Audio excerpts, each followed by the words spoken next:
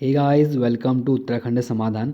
तो दोस्तों, आज हम बात करेंगे डेली टेस्ट सीरीज भाग 43 के बारे में।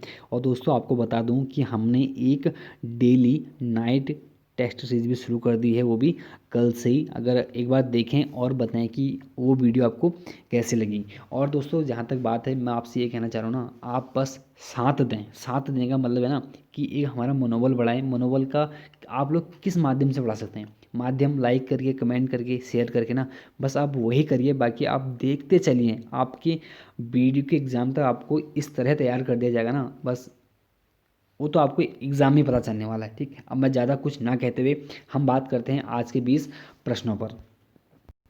तो हमारा पहला प्रश्न है, महाभारत के वन पर्व के अनुसार पुलिंद राजा सुबाहु की राजधानी कहाँ थी? तो इसका जो सही आंसर हमारा वो है डी, श्रीनगर में। दूसरा प्रश्न है कि अल्मोड़ा में नंदा देवी की स्थापना किसने की? तो हमारा इसका जो सही आंसर है वह है दोस्तों बी, कल्याण चंद। बात करूँ ना, कल्याण चंद पंचम बोल दूँ या कहीं पर चतुर्थ लिखा होगा, बहुत सारी दिक्कतें होंगी यार। कहीं पर क्या चौथा है या पाँचवा है करके, ठीक है, उस पर ना ध्यान देते हुए हमें सिर्फ कल्याण चंद याद करना है। और एक आते ना कि नंदा देवी की जो स्वर्ण प्रतिमा थी वो किसने स्थापित की थी? तो उसमें बहुत सारा कंट्रोवर्सी है कि यार ज्ञानचंद या हमारा ज्ञानचंद द्वितीय या बाज बहादुर चंद करके ना। तो जो उसका जो सही आंसर है हमारा, वहाँ पर बात कर रहा हूँ मैं कि यार नंदा देवी की सोने की प्रतिमा गढ़वाल से चुरा कर कौन लाया था? तो कौन लाया था? वो ज्ञानचंद द्वितीय करके उसका आंसर होगा। तीसरा प्रश्न है कि राज्य के किस जिले की सीमाएं राज्य के सर्वाधिक जिलों से लगती है? तो बात है कि किस जिले की सीमा, तो हमारा जो सही आंसर है इसका वो है बी, पौड़ी गढ़वाल। अगर बात करूं, देखो मान लो हमारा ये कौन सा आ गया, हमारा पौड़ी गढ़वाल है, ठीक, यहाँ से नीचे उधम सिंह नगर आ गया। तो जो सर्वप्रथम हमारा जो जिला लगता है इसमें वो लगेगा कौन सा? पहले नैनीताल, फिर हमारा अल्मोड़ा, फिर लगेगा इधर से हमारा कौन सा? चमोली, फिर आएगा इधर से हमारा रुद्रप्रयाग, फिर आएगा इधर से हमारा टिहरी, फिर आएगा हमारा कौन सा? देहरादून, फिर आएगा कौन सा? हरिद्वार। तो गिन लें आप, एक दो तीन चार पाँच छः सात, तो सात जिले लगते हैं किससे? हमारे हमारे इसी पौड़ी गढ़वाल से। बाकी अल्मोड़ा और चमोली से हमारे छः छः जिले लगते हैं। चौथा प्रश्न है कि राज्य में चिल्ल किला कहाँ स्थित है? तो इसका जो सही आंसर हमारा वो है बी, ढिकुली में। अच्छा, आप लोग कमेंट करें कि ढिकुली किसकी राजधानी हुआ करती थी। पांचवा प्रश्न है कि निम्न में से कौन सा आंतरिक जिला नहीं है? देखिए दोस्तों, बहुत ध्यान से पढ़ना है कि है नहीं है, तो यहीं पर ही सबसे ज़्यादा गलतियाँ होती हैं सबसे। तो इसका जो सही आंसर दोस्तों हमारा वह है क्या? ए, चंपावत। क्योंकि जो हमारे आंतरिक जिला हमारे कुल चार हैं, दो हमारे कुमाऊं में, दो हमारे कहाँ? गढ़वाल में। बात करें कि इसमें कौन सा हमारा नहीं लिखा गया है, ठीक, देखिए रुद्रप्रयाग आंतरिक जिला है, अल्मोड़ा है, बागेश्वर है, हमारा कौन छूट गया इसमें? हमारा टिहरी गढ़वाल हमारा आंतरिक जिला हमारा इसमें छूट गया। छठा प्रश्न है कि वीर चंद्र सिंह गढ़वाली की याद में प्रतिवर्ष गोदिया बगड़ में मेला कब लगता है? तो इसका जो सही आंसर हमारा वह है बी, 12 जून। और दोस्तों, हमारे 15 जून में, एक 15 जून को उत्तराखंड का बहुत ही प्रसिद्ध मेला है, वो हमारा कौन सा?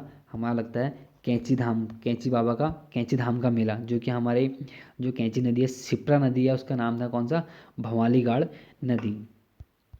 सातवां प्रश्न है कि किस क्षेत्र की मिट्टी ऊबड़ खाबड़ मिट्टी, मतलब किस क्षेत्र की मिट्टी हमारी ऊबड़ खाबड़ मिट्टी है और कंकड़ पत्थर तथा मोटे बालू से क्या युक्त होती है?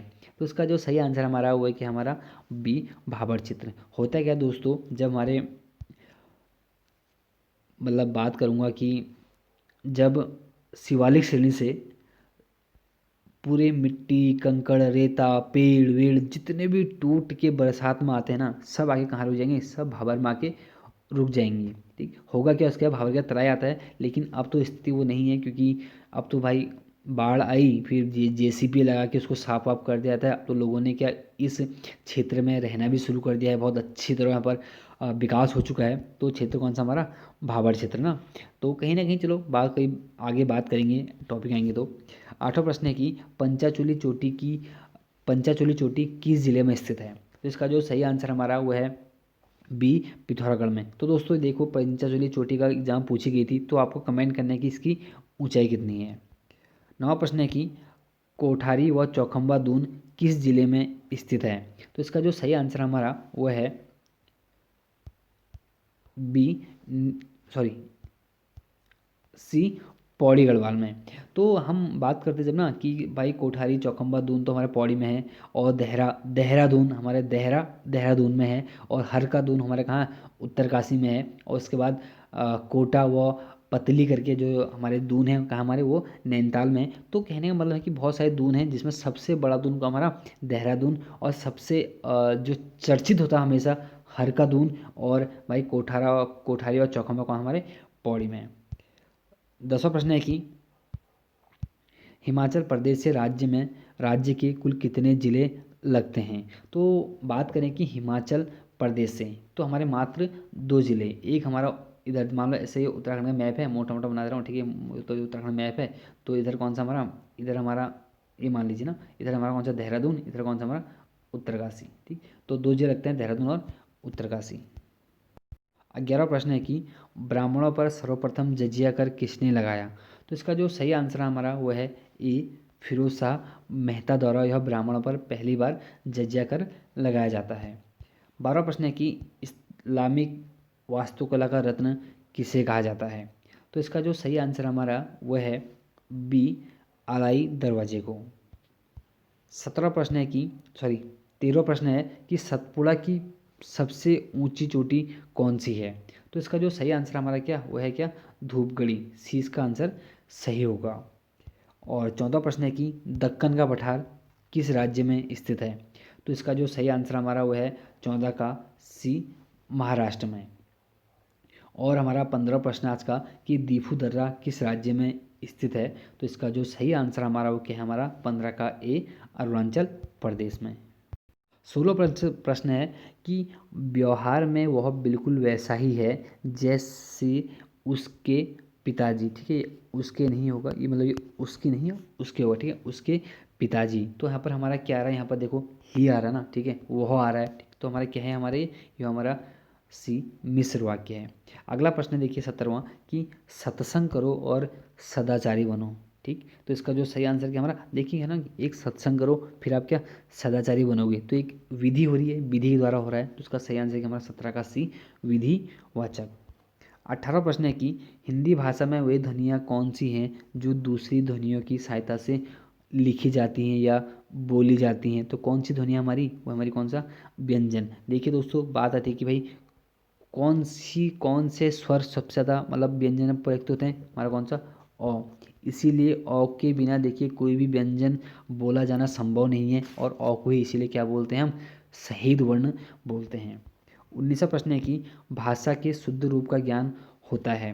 तो हमें भाषा के शुद्ध रूप का ज्ञान कैसे होता है, तो हमें कैसे होता है भाई, बी, व्याकरण से। 20वां प्रश्न है कि भारत की प्रथम देश भाषा कौन सी है। तो इसका जो सही आंसर हमारा वह है ए, पाली। तो दोस्तों ये थे आज के हमारे 20 महत्वपूर्ण प्रश्न, और फिर मिलते हैं नाइट में रात 9 बजे, तो उसको भी आप ज़रूर ज्वाइन करें। और आपको जो साथ साथ में बेहतर वीडियो मिलते जा रही हैं, हिंदी की मिल रही हैं, और उत्तराखंड का भंडार करके वहाँ पर बहुत सारे आपको वीडियो मिल रही है। लाभ उठाइए ना, आपको जब फ्री में सब कुछ मिला तो क्या दिक्कत है भाई लाभ उठाने में। तो चलो बाकी इच्छा आपकी, तो मिलते हैं इसी जो हमारी सीरीज चल रही है। तो तब तक के लिए जय हिंद, जय भारत।